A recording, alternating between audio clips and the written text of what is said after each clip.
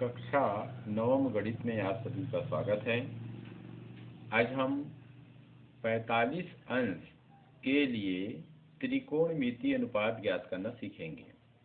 आइए सबसे पहले एक समकोण त्रिभुज बना लेते हैं। इस प्रकार से एक समकोण त्रिभुज बना लीजिए।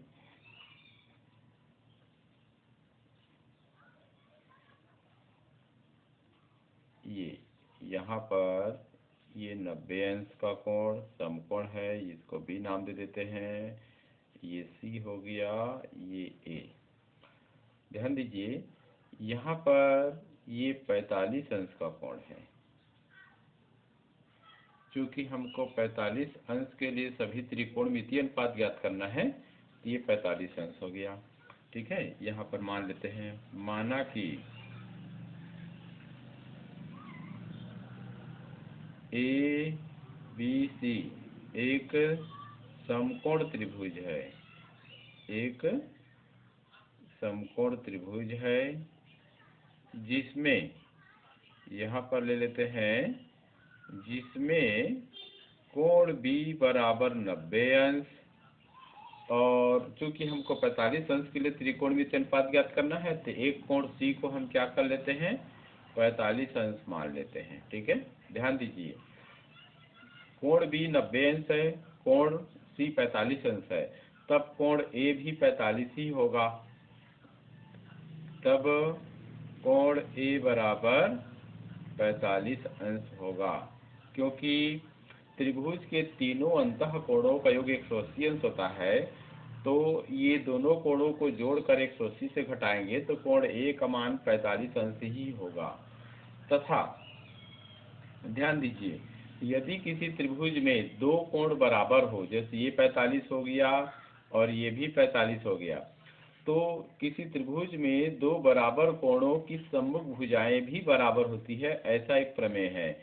अर्थात कोण ए की सम्मुख भुजा BC और कोण सी की सम्मुख भुजा AB दोनों भी आपस में बराबर होगा। तो यहाँ लिख देंगे AB बराबर BC।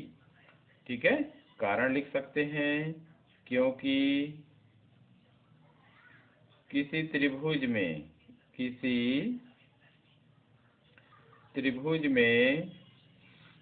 दो बराबर कोणों की सम्मुख भुजाएं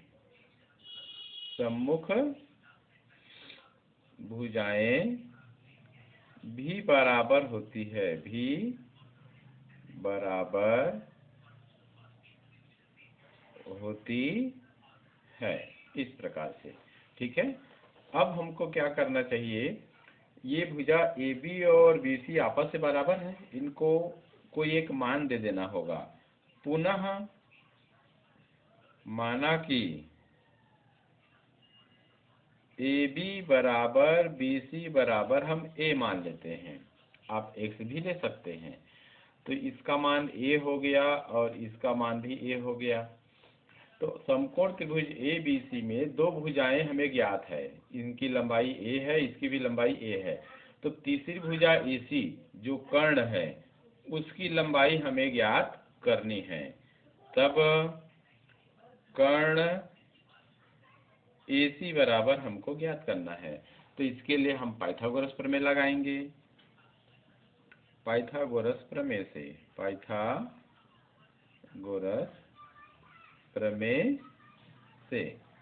तो पाइथागोरस प्रमेय कहता है कर्ण का वर्ग, बोधायन पाइथागोरस प्रमेय है वास्तव में ये, बराबर लंब का वर्ग धन आधार का वर्ग। इस प्रकार से कर्ण का नाम है AC, तो यहाँ लिख देंगे AC का वर्ग, लंब का नाम है AB। ध्यान दीजिए, चूंकि हम न्यून कोण C बराबर 45 अंश के लिए त्रिकोणमितीय अनुपात ज्ञात करना चाहते हैं, तो इस कोण C के सम्मुख भुजा जो है AB वो लंब होगी। ठीक है, और आधार BC होगा। तो लंब हो गया AB का वर्ग और आधार हो गया BC का वर्ग। आइए मान रखते हैं, तो ए बी का मान हमने ए माना है तो ए का वर्ग, बी सी का भी मान ए है तो ए का वर्ग। ऐसे हल कीजिए तो ए सी वर्ग बराबर इन दोनों को जोड़ेंगे तो 2a वर्ग हो गया। दोनों पक्षों का वर्गमूल निकालेंगे तो ये ए सी हो जाएगा, तो ये वर्गमूल के अंदर लिख देंगे इस प्रकार से।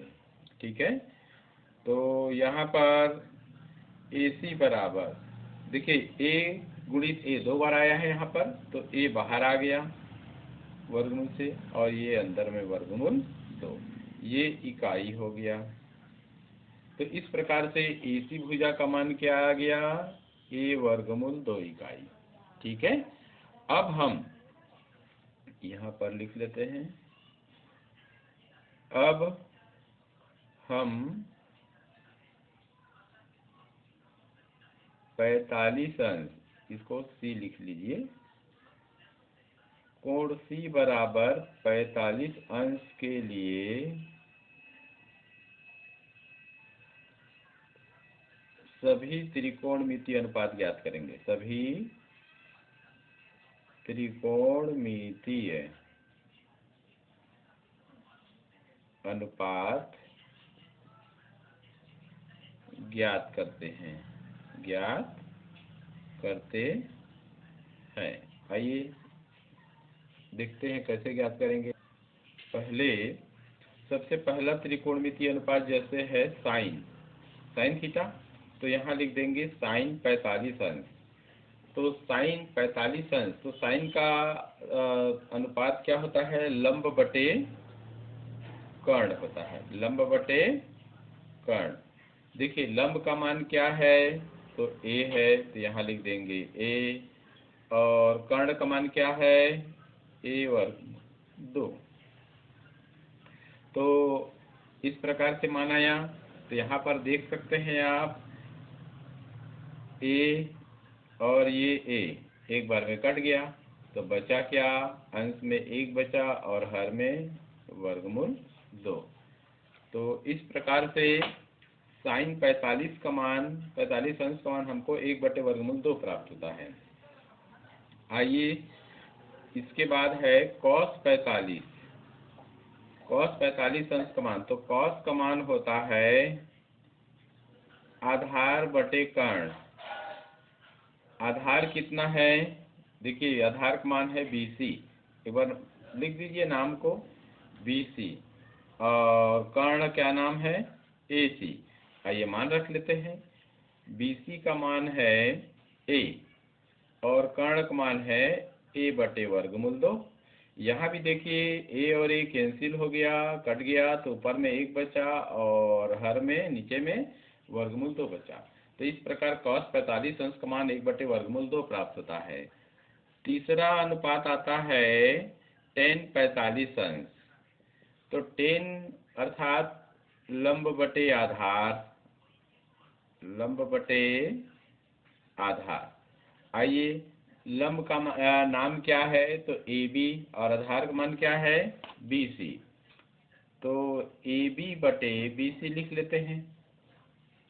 आइए हल करें, AB का मान कितना है, तो AB का मान A है और BC का मान ये भी A है, तो A और A कट गया, तो क्या मिला, 1, अर्थात tan 45 का मान हमको प्राप्त होता है 1। ठीक है, तो अगला त्रिकोणमितीय अनुपात देखिए cot का आता है, cot 45 अंश, और कॉट यानी होता है आधार बटे लंब, tan का व्युत्क्रम होता है आधार बटे लंब। तो आधार का मान भी यहाँ पर देखिए BC है और लंब का मान क्या है, AB है। मान रखिए BC का मान A, AB का मान A, ये कट गया तो क्या मिला, 1। इस प्रकार से cot 45 अंश का मान भी A प्राप्त होता है। ठीक है, आइए अब हम देखते हैं सेक 45 डिग्री का मान। तो सेक कॉस का व्युत्क्रम होता है, कॉस यानी होता है आधार बटे कर्ण, तो सेक 45 का हो जाएगा कर्ण बटे आधार, कर्ण बटे आधार। कर्ण का मान है यानी नाम, इसमें भुजा का नाम है AC और आधार भुजा का इसमें नाम है BC।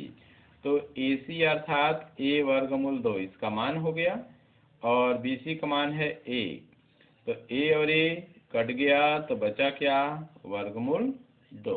इस प्रकार से आइए एक और त्रिकोणमितीय अनुपात है कोसेक 45 डिग्री। तो कोसेक अर्थात साइन का व्युत्क्रम होता है ये। तो साइन थीटा बराबर होता है लंब बटे कर्ण। तो कोसेक थीटा बराबर हो जाएगा कर्ण बटे लंब, कर्ण बटे लंब, ऐसे। ठीक है। तो कर्ण बटे लंब, कर्ण भुजा का नाम है AC और लंब का मान है AB। तो AC का मान है A वर्गमूल 2 और AB का मान है A। ये A और A कट गया तो ये बचेगा कितना, वर्गमूल 2। इस प्रकार से तो यहाँ हमने 45 अंश के लिए सभी त्रिकोणमितीय अनुपात ज्ञात कर लिया है। तो अब लिख देंगे, उत्तर लिख लीजिए। अतः 45 अंश के लिए सभी त्रिकोणमितीय अनुपात, त्रिकोणमितीय अनुपात निम्नलिखित है, निम्न है। तो यहाँ मान लिखते जाएंगे। साइन 45 अंश का मान कितना मिला, 1/वर्गमूल 2। कॉस 45 अंश का मान कितना मिला, तो ये भी 1/वर्गमूल 2 है। ठीक है। और टेन 45 अंश का मान मिला 1। कॉट 45 अंश का मान भी मिला 1। सेक 45 अंश का मान मिला वर्गमूल 2 और कोसेक 45 अंश का मान भी मिला वर्गमूल 2। इस प्रकार हम आंसर लिख देते हैं।